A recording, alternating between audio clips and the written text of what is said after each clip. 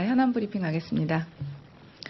자유한국당의 전신인 한나라당 시절부터 이어져온 조직적 댓글 조작 행위는 민주주의에 대한 정면 도전으로 중범죄 철저한 수사가 필요하다. 자유한국당의 전신인 한나라당이 12년 전인 2006년 지방선거부터 2007년 대선, 2008년 총선, 2012년 총선 등의 매크로 프로그램을 사용해 여론 조작을 벌인 정황이 드러났습니다. 2012년 대선에서 국정원 등의 국가기관을 동원한 충격적인 여론 조작을 넘어 무려 12년 전부터 조직적으로 댓글 조작이 자행되어 온 사실에 충격과 분노를 금할 수 없습니다. 더욱이 언론 보도대로 한나라당 시절부터 공식 선거 캠프가 여론 조작을 했다면 이는 정치 브로커이자 일반인이 저지른 드루킹 사건과는 차원이 다른 범죄입니다. 선거 캠프에서 조직적이고 계획적으로 여론을 조작한 것이 사실이라면 이는 선거 결과의 정당성을 송두리째 뒤흔드는 것이자 민주주의에 대한 정면 도전으로 이는 정당의 존립 근거조차 잃는 것입니다. 범죄를 모의하고 실행한 장소, 범죄의 방식 및 행위, 주고받은 문자 메시지, 증거인멸의 시기와 방법까지 이명박 캠프 사이버 팀원의 고백이 상당히 구체적인 것을 보면 이는 일부 구성원의 개인적 일탈이 아닌 치밀한 계획하에 이루어진 조직적인 범죄로 의심할 수밖에 없습니다.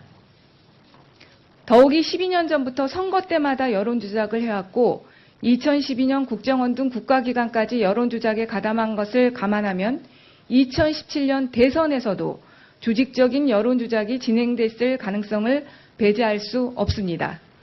이 사건의 가장 큰 충격적인 점은 한나라당, 새누리당, 자유한국당으로 이어져 온 지난 10여 년 동안 은폐해왔다는 점입니다. 자유한국당이 그동안 국민을 기만하고 우롱한 것입니다.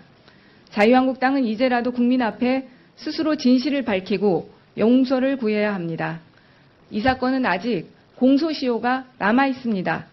공직선거법의 공소시효는 만료되었지만 업무방해죄는 적용 가능합니다.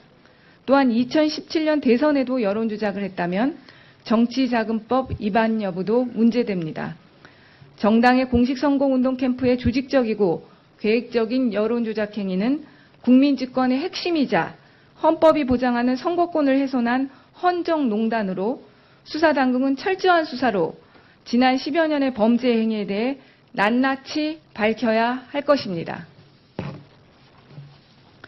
북미 정상회담 D7 차분히 지켜봐야 한다. 북미 정상회담이 한국 시간 12일 오전 10시 개최를 확정함으로써 공식적인 카운트다운에 들어갔습니다. 평창올림픽을 계기로 만들어진 평화무드가 역사적인 남북 정상회담을 거쳐 세기의 회담으로 기록될 북미 정상회담으로 이어지고 있습니다. 수많은 우여곡절이 있었지만 한반도 평화를 향한 의지가 순항으로 이끌고 있는 것입니다. 물론 아직 마음을 놓을 단계는 아닙니다.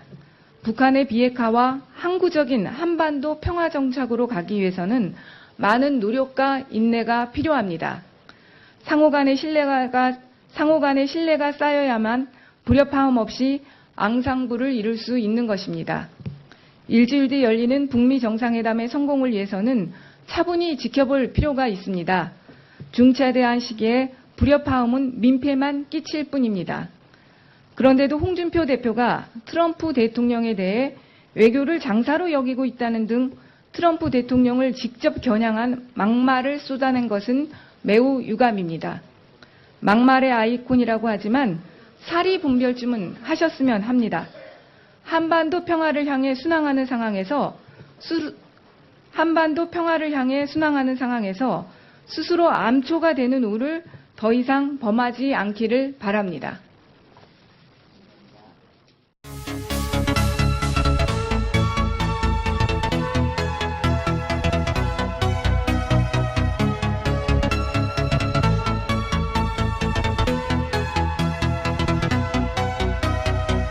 앞에 스스로 진실을 밝히고 용서를 구해야 합니다. 이 사건은 아직 공소시효가 남아있습니다. 공직선거법의 공소시효는 만료되었지만 업무방해죄는 적용 가능합니다. 또한 2017년 대선에도 여론조작을 했다면 정치자금법 위반 여부도 문제됩니다. 정당의 공식 선거운동 캠프의 조직적이고 계획적인 여론조작 행위는 국민집권의 핵심이자 헌법이 보장하는 선거권을 훼손한 헌정농단으로 수사당국은 철저한 수사로 지난 10여 년의 범죄 행위에 대해 낱낱이 밝혀야 할 것입니다. 더욱이 언론 보도대로 한나라당 시절부터 공식 선거 캠프가 여론조작을 했다면 이는 정치 브로커이자 일반인이 저지른 드루킹 사건과는 차원이 다른 범죄입니다. 선거 캠프에서 조직적이고 계획적으로 여론을 조작한 것이 사실이라면 이는 선거 결과의 정당성을 송두리째 뒤흔드는 것이자 민주주의에 대한 정면 도전으로 이는 정당의 존립 근거조차 잃는 것입니다. 범죄를 모의하고 실행한 장소, 범죄의 방식 및 행위, 주고받은 문자 메시지, 증거인멸의 시기와 방법까지 이명박 캠프 사이버 팀원의 고백이 상당히 구체적인 것을 보면 현안 브리핑하겠습니다. 자유한국당의 전신인 한나라당 시절부터 이어져온 조직적 댓글 조작 행위는 민주주의에 대한 정면 도전으로 중범죄 철저한 수사가 필요하다.